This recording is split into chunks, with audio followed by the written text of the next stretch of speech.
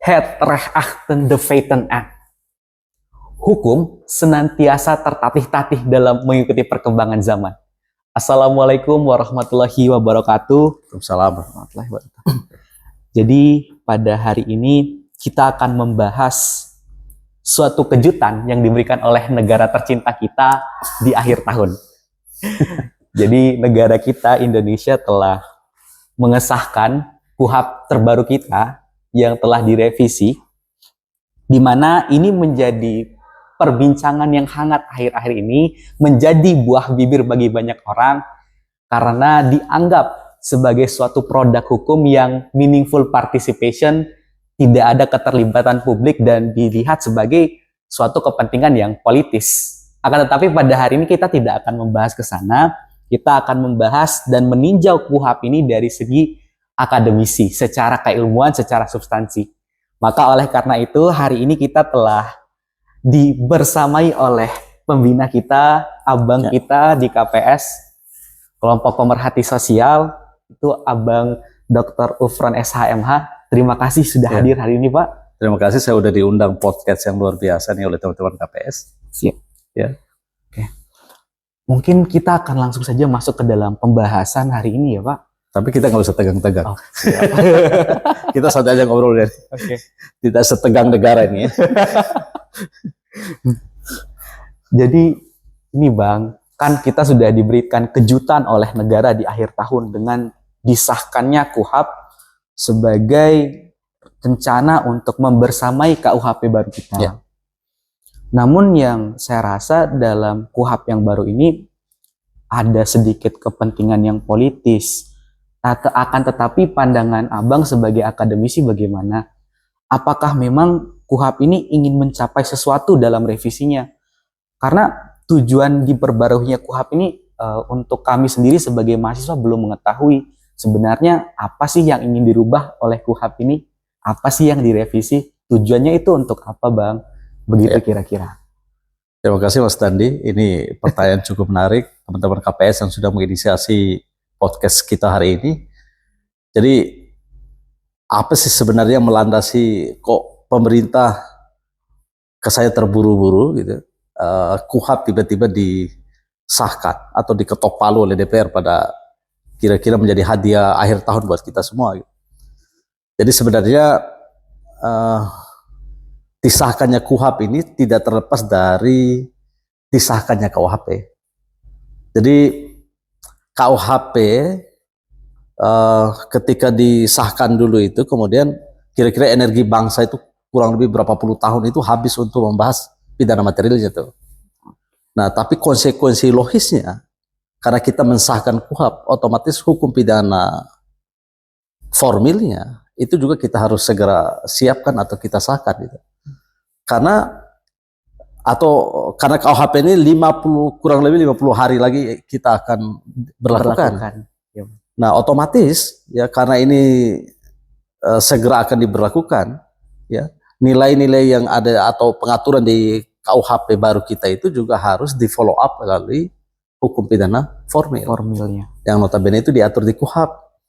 Nah, dan nilai KUHP ini juga sebenarnya atau pengaturan di KUHP ini sendiri juga berbeda dengan KUHP lama, yang otomatis karena KUHP yang kemarin ya itu juga mengikuti spirit atau sebagai ketentuan formil dari KUHP WVS yang kurang lebih juga berlaku cukup lama gitu.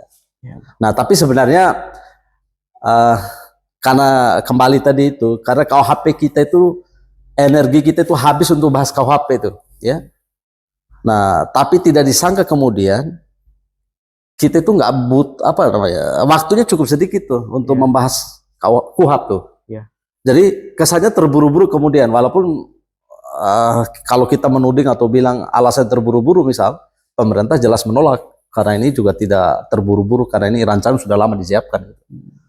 Nah, ya itu mungkin Mas Dandi. Iya. Jadi ini Bang. Tapi santai aja, kita nggak usah serius-serius amat. Jadi memang berarti pemerintah ini dia luput untuk menyadari bahwa memang pembahasan terkait dengan pembaharuan hukum itu tidak hanya material saja seharusnya. Iya. Mereka melupakan aturan mainnya itu tidak diatur, lupa mereka perbaharui. Jadi kalau kita lihat pembaruan hukum pidana itu dari aspek substansi, jadi kita itu harus mengatur 3 bidang hukum atau 3 peraturan perundang-undangan yang terkait soal substansi pembaruan hukum pidana itu. Yang pertama itu material, kemudian formil, kemudian yang ketiga itu adalah hukum pelaksanaan pidana.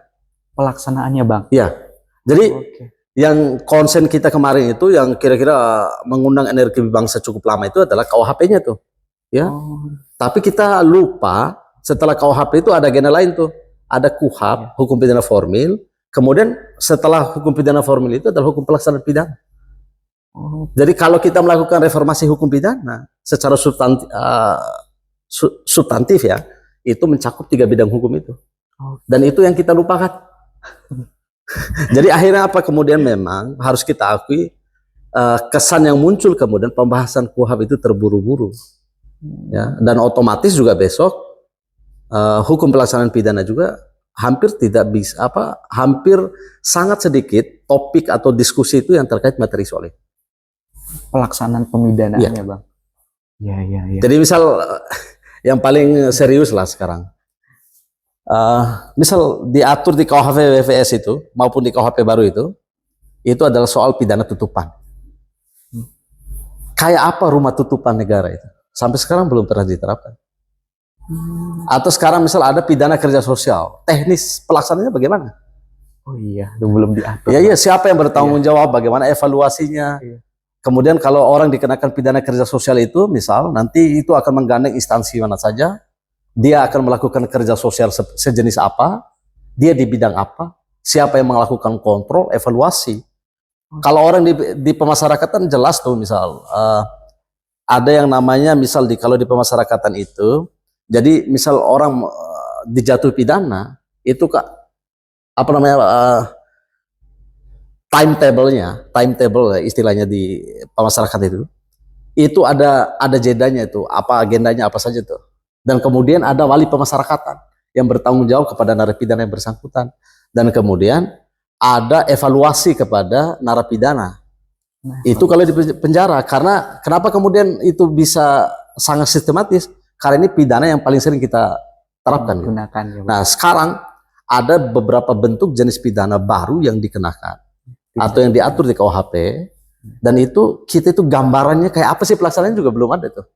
Dan kita butuh tentang hukum pelaksanaan pidana yang kira-kira mengatur soal pidana tutupan, pidana kerja sosial, soal denda. Kategori denda itu kan kriterianya cukup banyak tuh, ya, Bang. Iya. Ataupun soal restoratif justice tuh. Oh iya tuh, ketentuannya belum detail tuh, Bang. Dan itu harus diatur oleh peraturan pemerintah. Soal denda damai, itu banyak sekali gitu yang kira-kira menjadi agenda kita sebagai bangsa itu, Dandi. Oh iya, siapa saja yang terlibat? Iya. Oke. Jadi kebayang misal pidana kerja sosial, kejaksaan kah yang bertanggung jawab? Misal kalau dia duduk-duduk saja misal waktu melakukan pidana kerja sosial, apakah misal untuk evaluasi dia misal itu serius nggak melaksanakan pidana kerja sosial? Misal bentuk pidana kerja sosial itu adalah misal melakukan penyuluhan, kesehatan misal katakan. Misal dia serius apa tidak? Dianggap dia itu melaksanakan pidana gitu. Jadi kerja sosial itu dianggap melakukan pelaksanaan pidananya. Seperti apa wujudnya, evaluasi? Parameternya belum ada. Parameternya, siapa bertanggung jawab, aktornya, sampai jam berapa, apakah full day gitu kan? Oh, iya. Misal dari jam 7 sampai jam 4 sore atau hanya jam 7. Nah, itu semua harus diatur tuh. Dan itu masuk pada bidang substansi pembaruan hukum pidana terkait substansi pidana. Hukum pelaksanaan pidana. Pelaksanaannya, Bang. Ya. Kira-kira begitu, Dan. Siap, Bang. Oh alah. Berarti kalau semisalnya ini, Bang, kalau dia terus berlanjut aturan-aturan yang sekiranya kabur ini, Bang. Ya. Jadi implikasinya dalam penegakan itu nanti bagaimana, Bang, kira-kira pada saat kita pelaksanaannya? Ya, ini pasti akan sangat serius ya. Jadi makanya sebenarnya kalau dilihat dari perspektif pembaruan hukum pidana itu ada 3 aspek, yaitu soal substansi, kemudian soal struktur maupun kultur tuh. Iya, Bang. Ya. Jadi kalau soal substansi tadi itu mencakup 3 bidang pengaturan hukum, dari soal pidana material, formil, pelaksanaan pidana, maka otomatis dari struktur itu juga kita harus perbarui.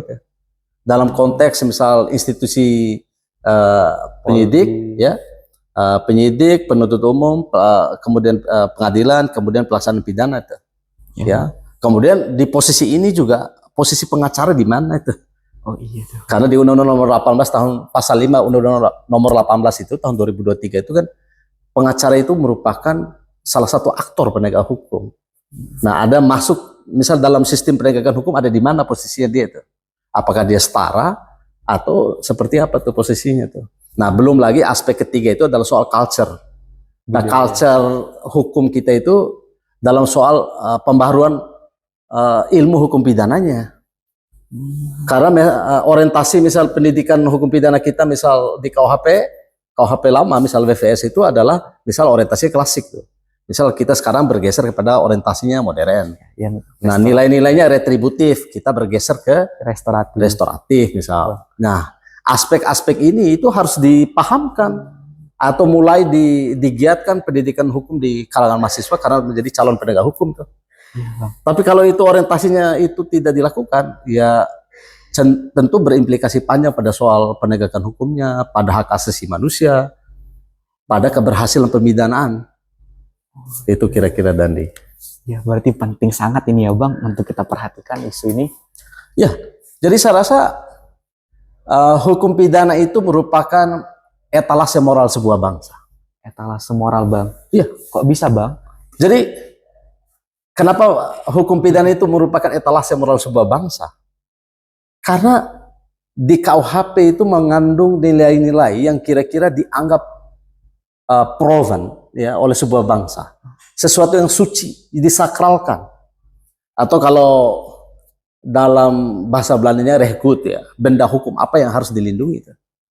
Jadi sesuatu yang kita penting itu statement moral kita sebagai bangsa. Agama itu menjadi sesuatu yang penting untuk kita lindungi. Maka muncul dari blasphemy.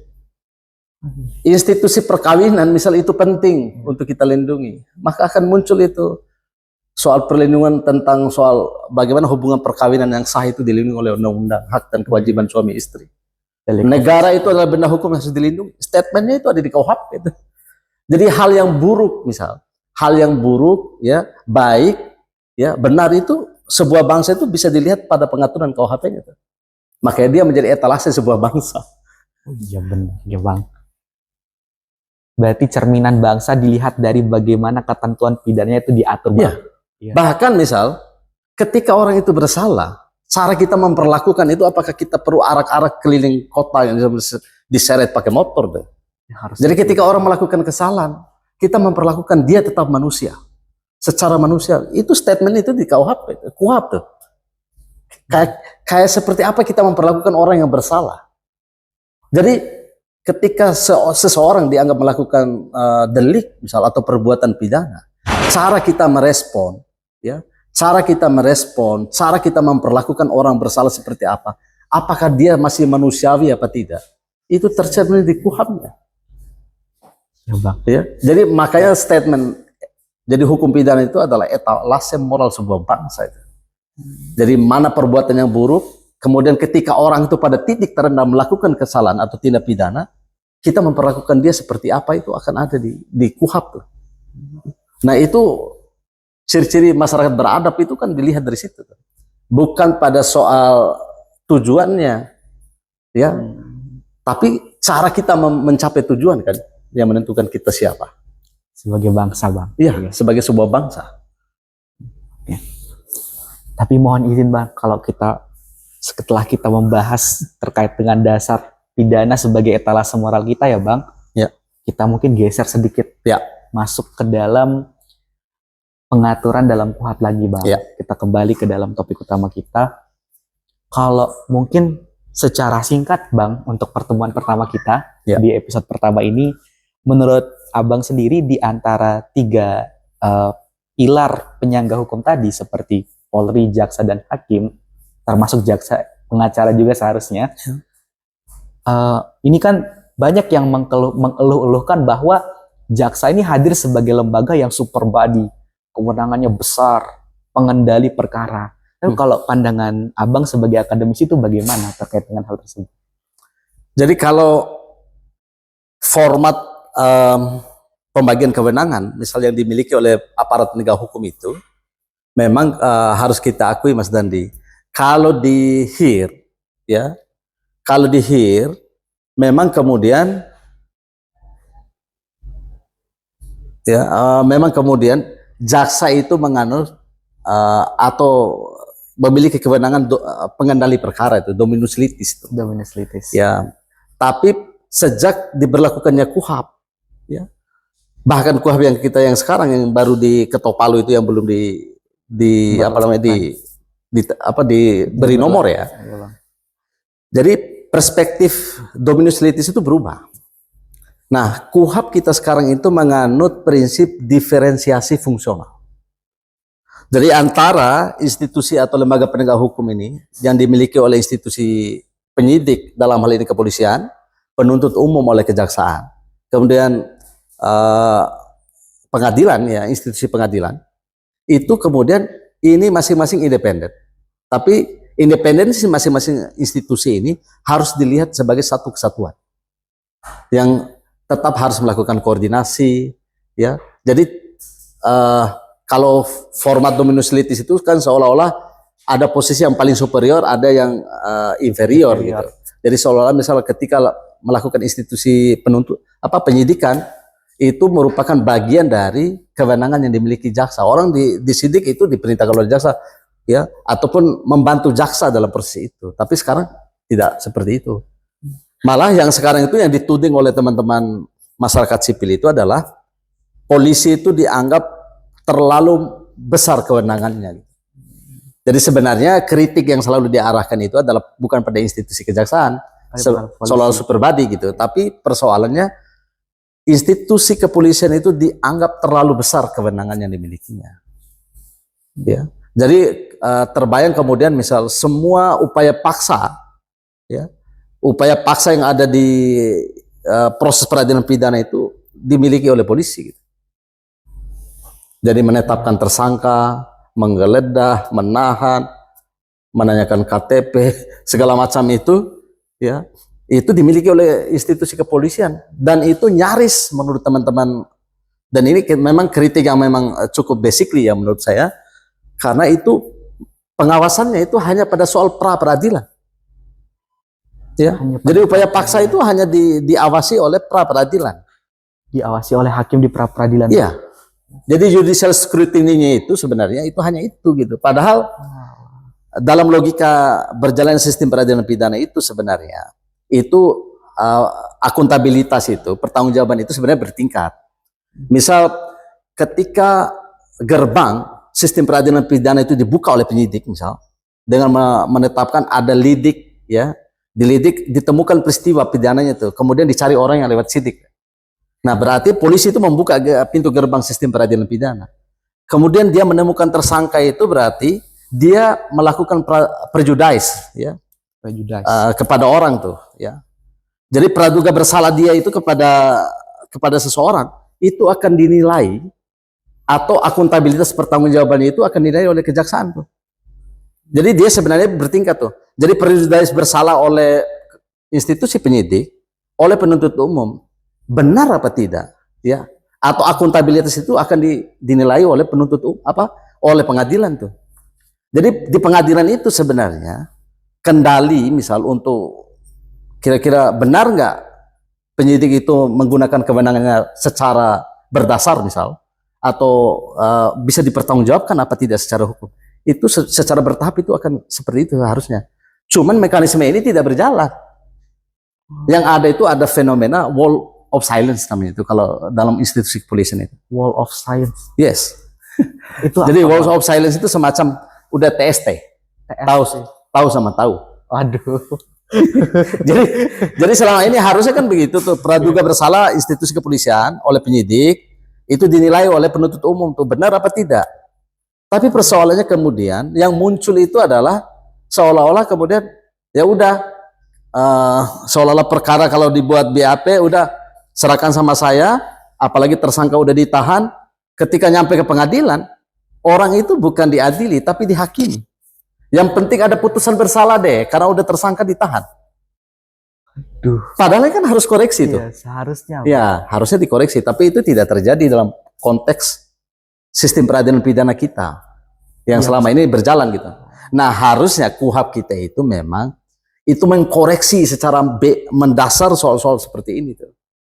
Artinya KUHP kita sekarang yang disahkan itu, yang diketok palu oleh DPR kemarin, itu harusnya berdasar kira-kira menjadi refleksi atas kegagalan atau kira-kira mandulnya atau stagnasi proses-proses perlindungan hak asasi manusia yang kira-kira dilindungi oleh KUHP. Oh iya. Oke. Berarti Bang, sekarang itu dalam hal checks and balances antara aparat penegak hukumnya masih kurang, Bang. Nggak mungkin terjadi. Kalau saya akan berprinsip nggak mungkin terjadi. Kenapa? Ya karena kita tahu selama ini kan mereka bermain, Bang. Ya mereka mungkin bermain mungkin. Dani yang bilang bukan saya. Tapi persoalannya ya memang kita harus akui gitu. Jadi seolah-olah misal udah 86 nih istilahnya kalau dalam teknis kepolisian tuh. Jadi kalau udah deh ini kami udah tahan tersangkanya, ini BAP-nya, jaksa penuntut umum udah ACC aja tuh. Nggak usah, walaupun ada bahasanya, oh udah saya P19 gitu. Ya ada P18, P19 gitu. Tapi persoalannya bukan itu. Ya.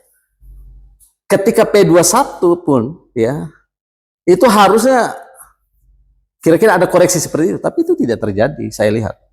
Dan bisa dibuktikan deh, kemudian banyak orang itu diputus, misal ketika di BAP oleh polisi ditahan, nggak mungkin atau sangat jarang orang itu dibebaskan. Karena pengadilan itu hanya menghakimi, bukan mengadili.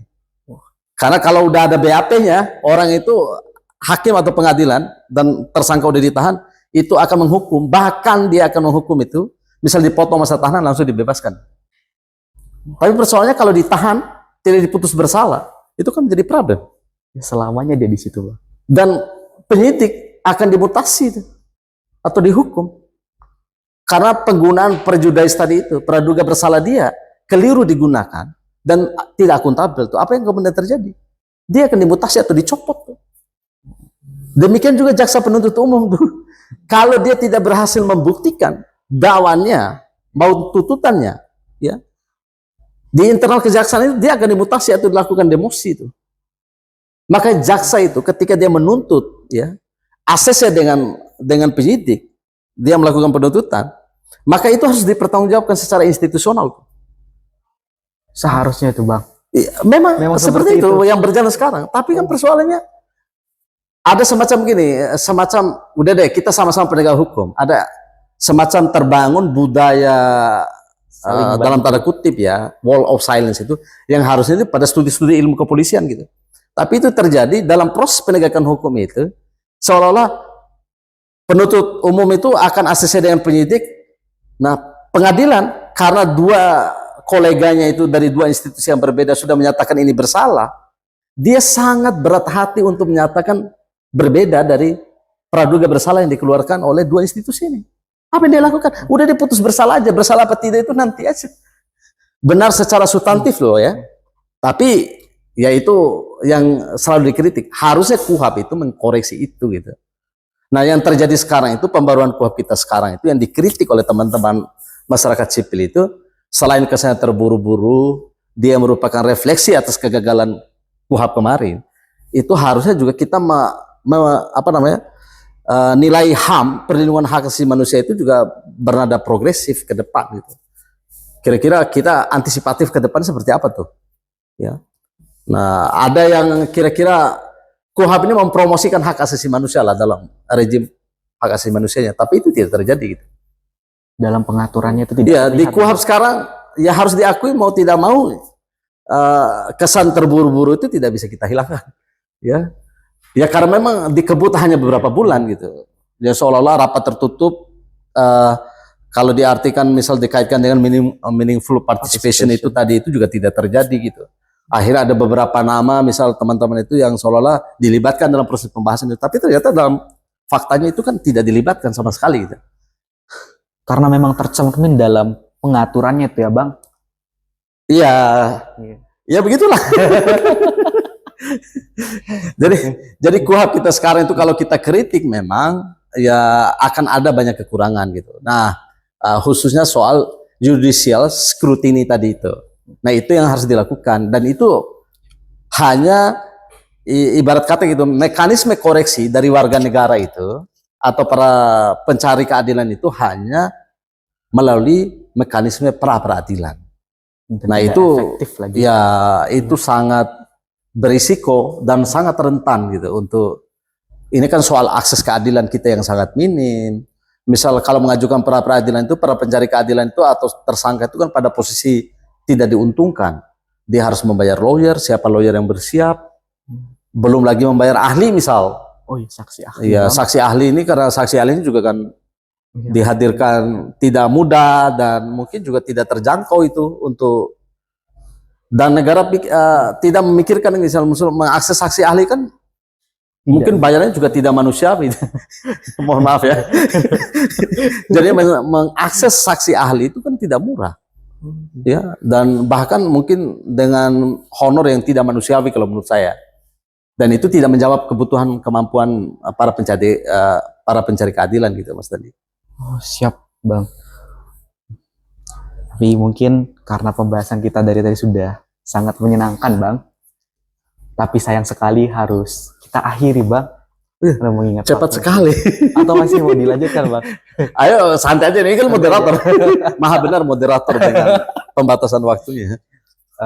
Karena mengingat ini sebagai pengantar awal kita Bang. Iya. Tadi kita sudah menyentil tentang judicial scrutiny, memantik juga tiga kewenangan aparat penegak hukum tadi. Jadi ini sebagai awalan kita untuk masuk ke dalam segmen selanjutnya Bang. Boleh. Jadi siap. Dari Abang bagaimana? Aman saja Bang? Santai aja kalau saya. Jadi kalau kita memang bahas KUHP ini karena masalah misalnya kewenangan yang dimiliki oleh institusi penyidik, penuntut umum maupun ini kan sangat banyak ya. Apalagi kan diperkaya misal ada soal plea bargaining diakui, restoratif justice, soal denda damai. Nah, ini membutuhkan semacam insight baru buat kita dan saya rasa kita membutuhkan sequel selanjutnya untuk kita bahas. Ya. Ini hanya soal brainstorming di awal kali ya untuk kira-kira respon teman-teman seperti apa nih. Biar nanti selanjutnya segmen kita akan lebih khusus membahas satu topik tertentu Bang. Mungkin sekian pembahasan kita hari ini ya. Terkait dengan kesimpulan, kita mengetahui bahwa seperti yang disampaikan oleh Bang Ufron tadi, hadirnya hukum pidana itu tidak sekedar sebagai aturan yang melarang, membolehkan, atau mungkin mengatur satu hal tertentu. Hukum pidana tidak hanya sebagai sebuah aturan, namun dia hadir sebagai apa? Sebagai etalase moral. Dan hadirnya KUHP kita saat ini, itu tidak harus kita terima secara begitu saja. Harus kita lihat kembali, kita kritisi segala pedoman yang ada di dalamnya. Karena bagaimanapun, apabila kita memiliki hukum material yang dikatakan bagus, namun aturan mainnya atau secara formilnya cacat, ya bagaimana kita akan menegakkannya Bang? Ya. Sekian dari podcast kita di episode pertama ini. Terima kasih karena sudah menonton sampai akhir. Lebih dan kurangnya kami mohon maaf. Wassalamualaikum warahmatullahi wabarakatuh. Waalaikumsalam warahmatullahi wabarakatuh. Terima kasih Mas Dandi. Siap Bang.